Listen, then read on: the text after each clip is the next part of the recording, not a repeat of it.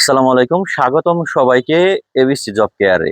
বাংলাদেশ বিদ্যুৎ উন্নয়ন বোর্ডের সাহায্যকারী পদে 1596 জনের সার্কুলার পাবলিশ হয়েছে 18 তারিখে, মানে 18 নভেম্বর 2025 তারিখে, যেখানে 15 ডিসেম্বর 2025 তারিখে আবেদনের লাস্ট ডেট। আর আবেদন শুরু হচ্ছে 24 নভেম্বর 2025 তারিখ থেকে। বাংলাদেশ বিদ্যুৎ উন্নয়ন বোর্ডের চাকরি অনেকের স্বপ্নের চাকরি, সেইখানে আবার এতগুলো পোস্ট, এবং সেটা হলো এসএসসি পাশে।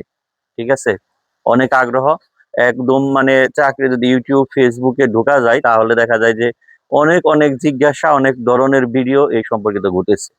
আচ্ছা, যে বিষয়টি আপনাদের সামনে বলতে চাচ্ছি সেটা হলো যে বিদ্যুৎ উন্নয়ন বোর্ডে এই সাহায্যকারী পদ সম্পর্কে টোটালি একটা সংক্ষিপ্ত 4-5 মিনিটের মধ্যে মানে বাস্তব বিষয়টা একটু তুলে ধরার চেষ্টা করব। আপনারা জানেন যে আমি নেস্কুতে উপসহকারী প্রকৌশল হিসাবে নিয়োজিত আছি। নেস্কু কিন্তু বিদ্যুৎ উন্নয়ন বোর্ডেরই একটি অঙ্গ প্রতিষ্ঠান। ঠিক আছে, তো এখন এই সাহায্যকারী পদটা বা হেল্পার, যাকে আমরা যদি ইংলিশে বলি, এরা মূলত আহ, এই বাংলাদেশ বিদ্যুৎ উন্নয়ন বোর্ডের বলা যায় যে, আমি যদি বলি যে ফিল্ড লেভেলে যে কাজ করার, মানে গ্রাহক সেবা, যে বিদ্যুৎ সেবাটা গ্রাহক পর্যন্ত পৌঁছে দেওয়ার মূল দায়িত্বটা আমি মনে করি যে এদের হাতে। এরা যদি গ্রাহক মানে নিজের দায়িত্ব কর্তব্য সঠিকভাবে পালন করে তাহলে প্রতিষ্ঠানের সুনাম হয়, গ্রাহক যথাযথ সেবা পায়। ঠিক আছে, এটি শুধু একটা চাকরি নয়, একটা সেবা ধরা চলে। ঠিক আছে, তো এখন বাংলাদেশ বিদ্যুৎ উন্নয়ন বোর্ড হলো একটি সরকারি প্রতিষ্ঠান, সহজ ভাষায় বললে। আর যদি একটু কঠিন করে বলি তাহলে বোর্ড, কর্পোরেশন ইত্যাদি এই ধরনের বিভিন্ন প্রতিষ্ঠানগুলো হলো স্বায়ত্তশাসিত প্রতিষ্ঠান, সেই হিসাবে এটি সরকারি প্রতিষ্ঠান। এইখানে এই সাহায্যকারী পদে যেহেতু সরাসরি বিদ্যুৎ উন্নয়ন বোর্ডে নিয়োগ দেওয়া হচ্ছে, উন্নয়ন বোর্ড মানে বিপিডিপি বা ওয়াবদা যেটাই বলি, এরা মূলত এখন সাধারণত দুই ধরনের কাজ করে থাকে। একটা হলো বিদ্যুৎ উৎপাদনের সাথে জড়িত আছে, আর দ্বিতীয়টি হলো আপনার বিদ্যুৎ বিতরণ, ট্রান্সমিশন, যেটা পরিবহন, সেটা কিন্তু সরাসরি পাওয়ার গ্রিডের কাছে দিয়ে দিয়েছে।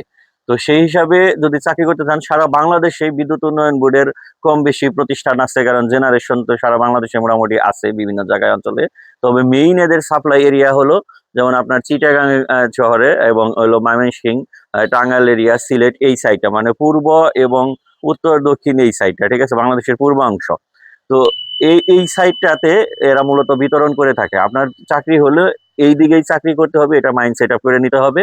আর দ্বিতীয় হলো যে আপনার ধরেন যে বিভিন্ন বিভাগে, রংপুর, রাজশাহী বা অন্যান্য খুলনা, বরিশাল, ঢাকার বিভিন্ন অঞ্চলে এইদিকে যে আপনার বিদ্যুৎ উন্নয়ন বোর্ডের জেনারেশন প্রতিষ্ঠান বা অন্যান্য যদি এই রিলেটেড অফিস থাকে, সেখানে আপনার পদসংখ্যা কম, হয়তো বা আপনারা চাকরি করতে পারবেন। ঠিক আছে, তো এখন এই হেল্পারদের কাজ কি?